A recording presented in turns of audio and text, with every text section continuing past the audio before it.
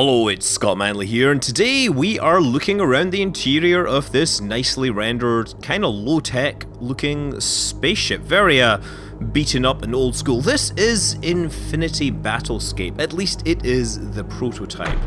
So I'm just going to power up this spaceship and we'll talk about what this actually is.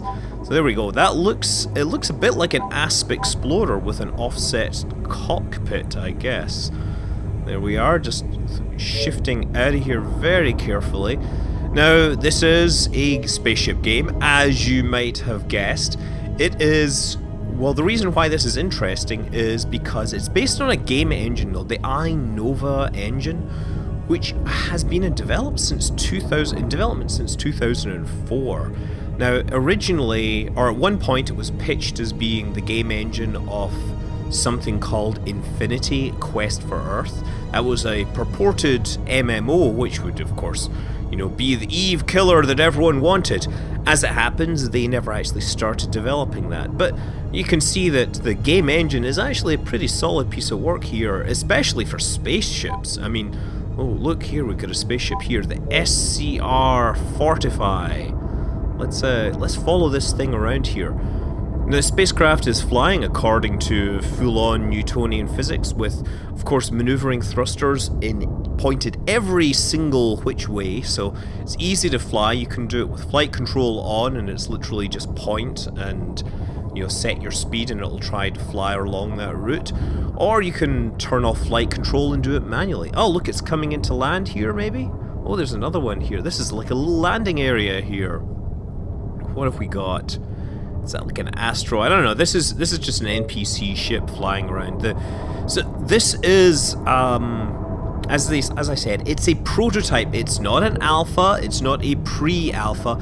It is a prototype based on to show off the technology, because of course they're running a Kickstarter, right? They've been working on this for like 10 years and finally they've decided, okay, let's see if people that have been talking about it are willing to put up the cash to actually make this into a game. And yeah, I gotta say, the game engine is probably out of the box one of the better space engines right now. Certainly it does a lot of things that we don't see in other engines. So actually, let's just show you whoa, yeah, just flying through the rings here.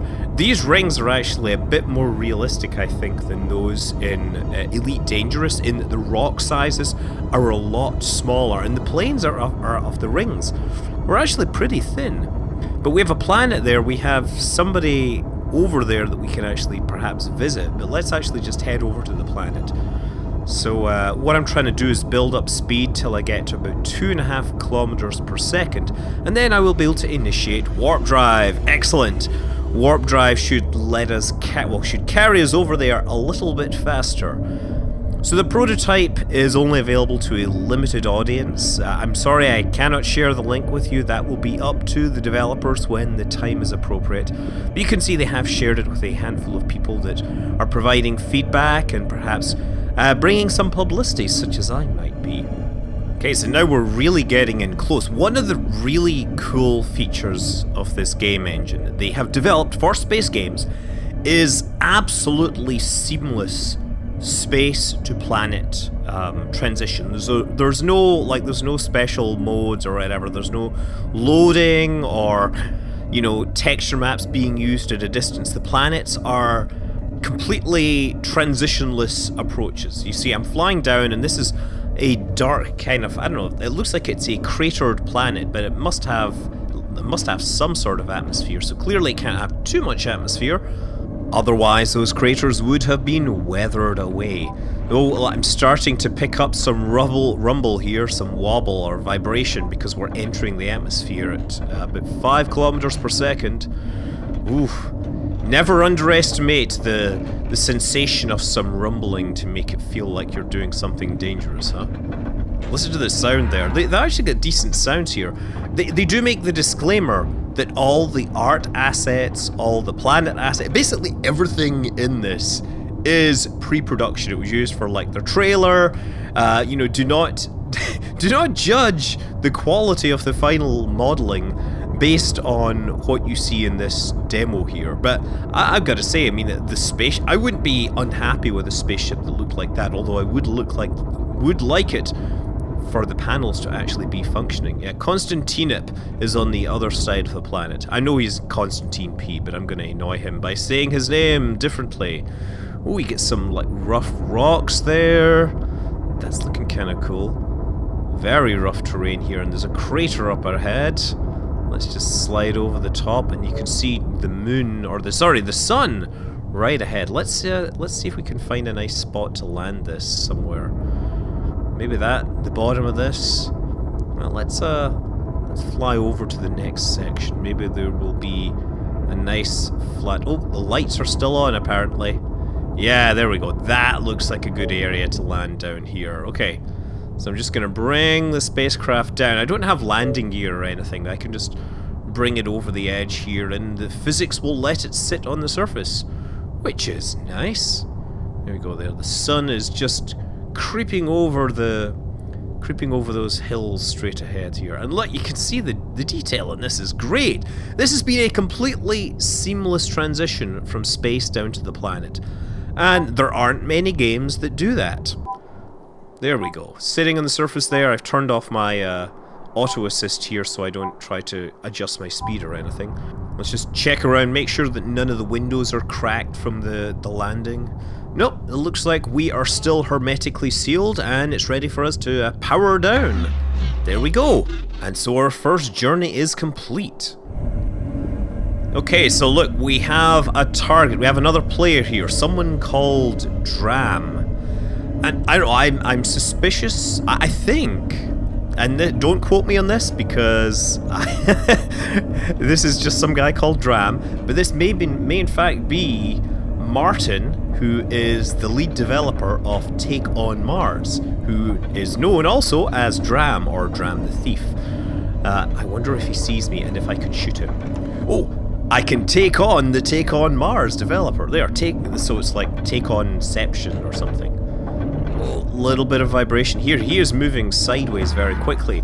However, I should take if I'm coming in from behind, that's a good plan because it means that he can't see me. I don't see any functioning radars at this time. There's nothing to tell him that he's behind me.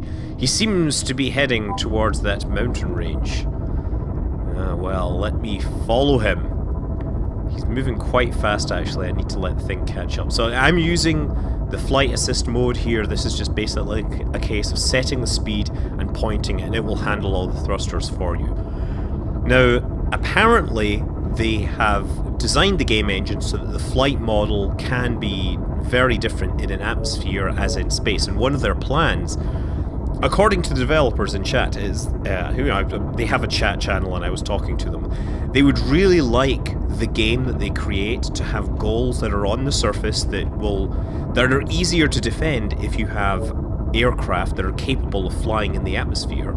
And there will be other ones where the spacecraft are much more capable of flying in space, but they're terrible in the atmosphere. So if you're playing as a team, you're capturing or fighting over certain landmarks, or space marks, locations in the three-dimensional space, some in space or some otherwise, then you want to maybe split up your team, have some that are specialized for atmosphere and some that are specialized for deep space, and coordinate. So this is the plan of their Kickstarter, is they want to do Infinity Battlescape. They're not going to build the Infinity Quest for Earth MMO. Although, if they get enough money, there are stretch goals for all these various other features that you might expect in a more sandboxy type game. This is a sandbox kind of prototype. Nice view of the parent planet with its rings over there. And oh, there he is. He seems to have stopped, I think, over that mountain, that peak, the summit. There he is. Oh, warning, collision, slow down, get over the top of this. Whoa! And I've completely overshot. Obviously, this is not flying in atmospheric mode. There's Dram there, 8 kilometers out. I think, you know what, the best thing to do here is I will take him on. I will shoot him. So you'll note that as I target him, I get a little red indicator there to show that the weapons are targeted. I'm not sure if I'm in range, but I shall test them out as soon as I think that I am. Let's watch the speed. Bring it down to 250 meters per second. You don't want to go too fast, otherwise it will just, of course, turn into a game of jousting. 3 kilometers, 2 kilometers. Oh, and he's shooting at me! Whoa! Excellent! Excellent! That is the way to start a battle. A real joust going on there. Okay, so apparently the physics update tick isn't quite as fast as I would like. Perhaps because the developers are European and I am playing this from a US connection. Okay, Dram, I'm coming for you. Okay, there we go. Red, red, red, and I am strafing left and right, hoping to dodge some of his incoming fire. Ah, there you go. He's unable to put a bullet on me there, or a plasma bolt, or whatever we're firing here. But I am going a bit faster than... perhaps I should have reduced my closing velocity when I started to get close there. He is traveling away from me at over 500 meters per second. 200, 100, and now we're turning around for another pass. Let's deploy the lance. That would actually be cool to... Oh, wow! Hey, I guess 8 kilometers these things can shoot out to. I was perhaps waiting too long before I initiated fire. And there he goes. Once again, jousting. Okay, now he is going up. Uh-oh, I think he's making a run for it. Clearly, he thinks he cannot cope with my superior flight skills. Clearly, my reputation precedes me, not proceeds me. Precedes. People get that wrong all the time, and they're bad. One of those minor grammatical errors that people keep hitting.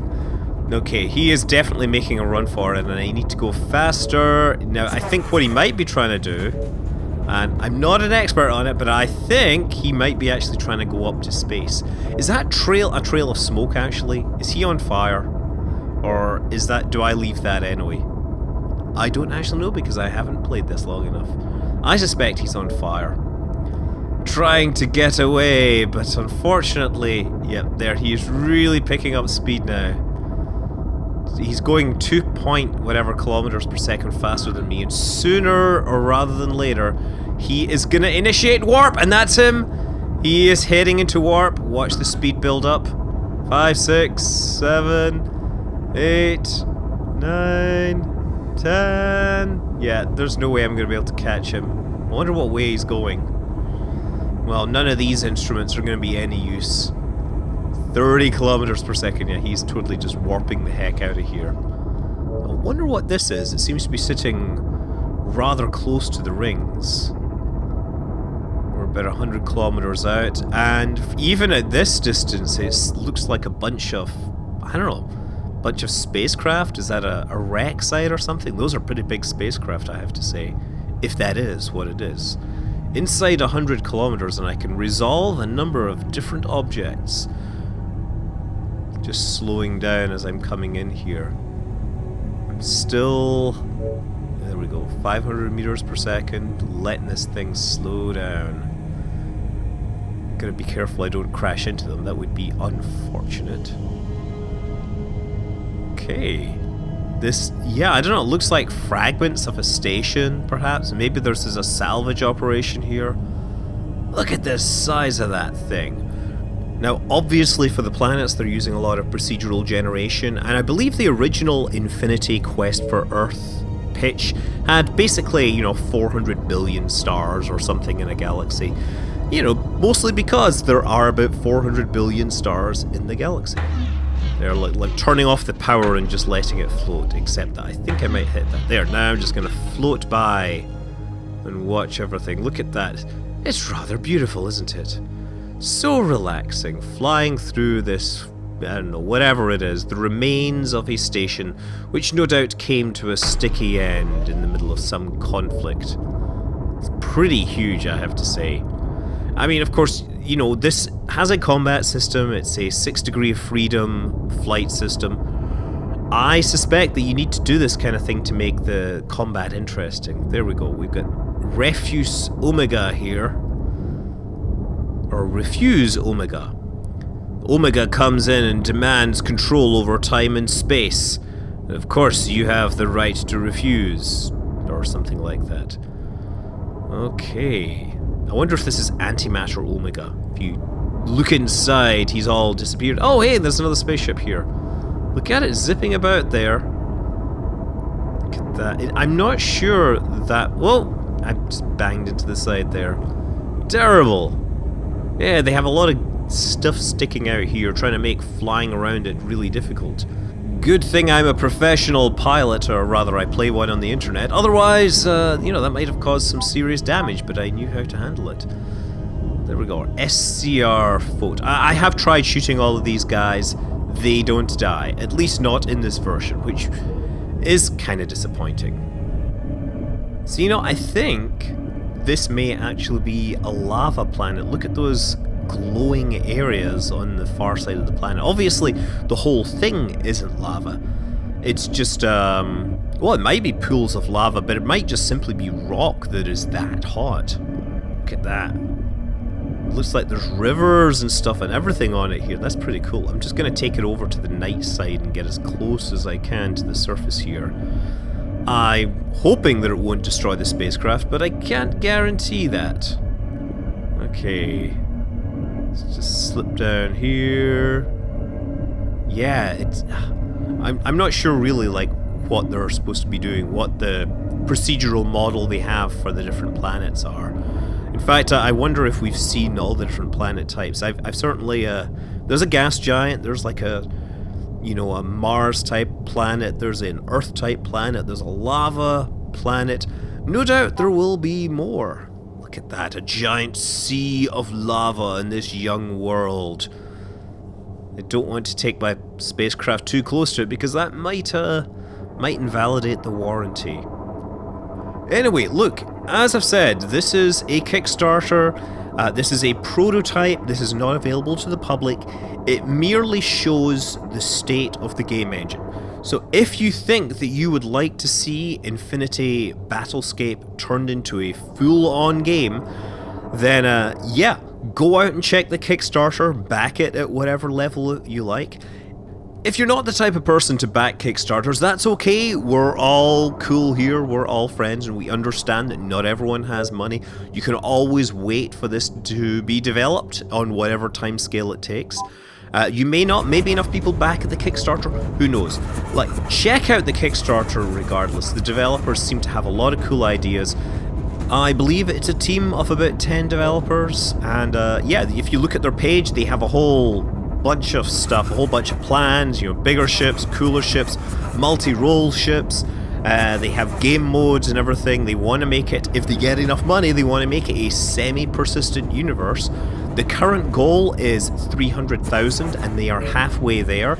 But of course, if they get over that $300,000 goal, then there are stretch goals for more amazing things. And I believe 1.5 million is what they're looking for a persistent universe where things can happen on a grander scale. Anyway, now I've covered Infinity Battlescape, I can get back to my regular schedule and hopefully have a chance to play some Kerbal Space Program. Until then, I'm Scott Manley. Fly safe.